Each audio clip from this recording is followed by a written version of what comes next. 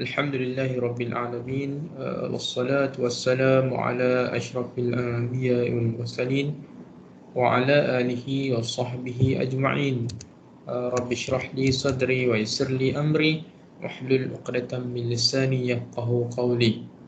Uh, Baik, pada video ringkas ini saya diminta untuk memberi sedikit tausiah tentang peperiksaan ataupun persediaan para pelajar, khususnya pelajar tahun 1 jabatan fiqh dan usul, bagi menghadapi peperiksaan ataupun penilaian akhir pada semester 2 2020-2021. Baik, dan secara umumnya kepada mereka yang menonton video ini, sedikit sebanyak diharapkan dapat mengambil manfaat ataupun istifadah daripada apa yang saya nak kongsikan bersama. Baik, tentang peperiksaan ini, kita pergi dulu kepada hakikat kehidupan. Dalam surah Al-Mulk, Allah Subhanahu Wa Taala ada berfirman, A'udzubillahi minasyaitonir rajim, Alladzi khalaqal mauta wal hayata liyabluwakum ayyukum ahsanu amala. Jadi kehidupan dan juga kematian ini adalah satu bentuk untuk menguji ataupun menilai yang manakah yang paling baik di kalangan manusia itu dari sudut amalannya, kan. Okey, kita bukan nak mengulas tentang amal-amal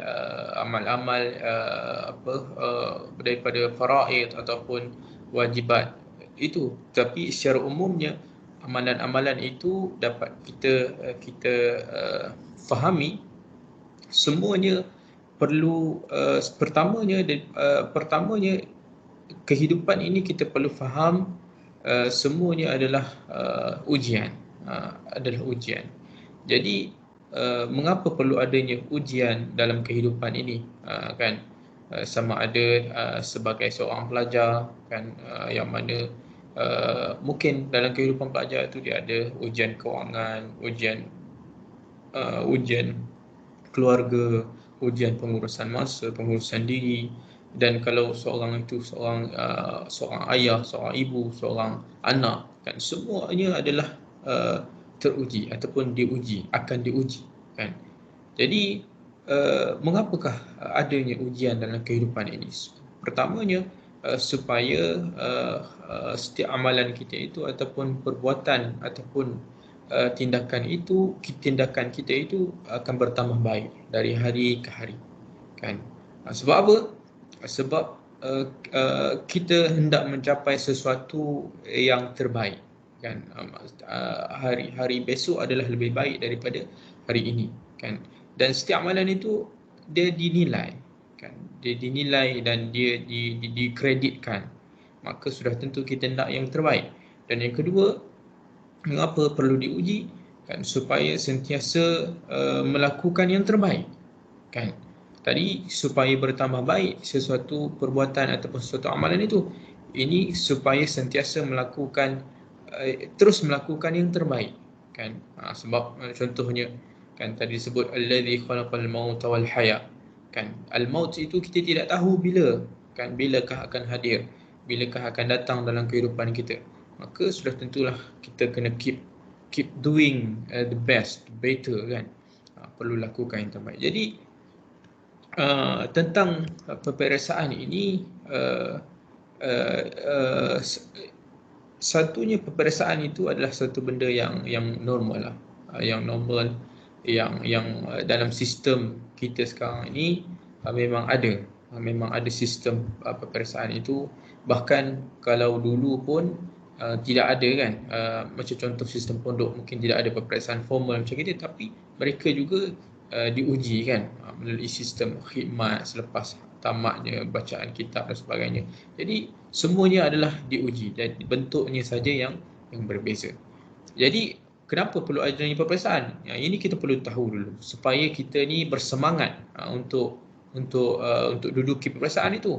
Yang pertamanya nak objektif peperiksaan itu nak melihat sejauh mana kefahaman pelajarnya, kan, apakah yang diajar itu benar-benar difahami, kan.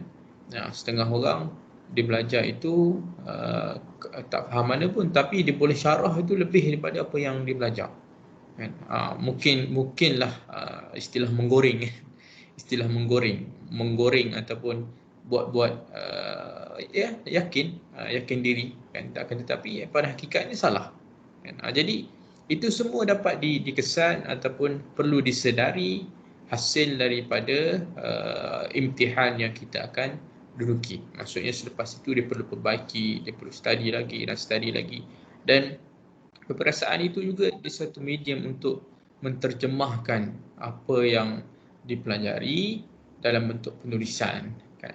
Dan mungkin bila habis nanti dia akan terjemahkan pula dalam bentuk yang lebih besar dan sumbangan kepada masyarakat dan sebagainya, kan. Dan barangkali peperiksaan merupakan detik yang kritikal dan paling tidak digemari oleh seseorang pelajar. Ini biasa, kita berasa takut, kita berasa gugup dan sebagainya, kan. Namun objektif peperiksaan itu adalah untuk menilai kefahaman pelajarnya, kan. Dan persoalan yang mungkin berbangkit, kan, belajar itu perlukan keikhlasan, dan ikhlas itu merupakan satu benda yang dituntut dalam kita menuntut ilmu lah. Dan apakah akan hilangnya ikhlas itu sekiranya kita mensasarkan pointer yang tinggi. Maksudnya kita cuba,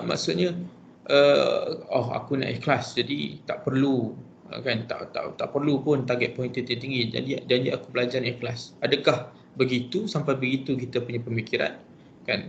Pertamanya kita kena tahu bahawasanya ikhlas itu akan terhakis, kan. Bukan terhakis sekiranya kita dari awal itu kita tidak memasakkan niat kita menuntut ilmu itu sememangnya untuk kita gunakan, untuk kita manfaatkan, kan.